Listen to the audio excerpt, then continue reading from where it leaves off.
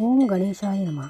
పరీక్షిత్ మహారాజు తక్షకుడు అనే పాము వల్ల మరణించడంతో అతని కుమారుడు జనమేజయుడు సర్పయాగం చేశాడు. కానీ ఆస్తికుడైన ఋషి వల్ల మధ్యలో యాగం ఆగిపోవడంతో పాముల మరణానికి కారణమయ్యానని నిద్రాహారాలు మాని చింతాక్రాంతుడై దేవుని సన్నిధిలో ఉన్న జనమేజయుని దగ్గరకు శ్రీ వ్యాస మహర్షి ప్రత్యక్షమై నీ చింత తీరాలన్నా నీకు నీ తండ్రికి ముక్తి కలగాలన్నా శ్రీదేవి భాగవతం విని అంబాయాగం చెయ్యాలని చెప్పాడు. అసలు భాగవతం ఎవరితో చెప్పారు అని అడగగా అమ్మ వైభవాన్ని కళ్ళారా చూసిన బ్రహ్మదేవుడు నారదుని చెప్పగా ఆయన నాకు చెప్పారు అని అంబాయాగం చేసి శ్రీదేవి భాగవత కథను స్వయంగా ఆయనే జనమేజయునికి చెప్పి వారిని ఈ సమస్త లోకాన్ని తరింపచేశారు. అందుకే ఆయనను జగద్గురువు అని అంటారు. ఆయన పుట్టినరోజుని గురు పూర్ణిమ, వ్యాస పూర్ణిమ అంటారు. భాగవత కథను వింటే అటు ఇటు తరాలు ముక్తి పొందుతాయి.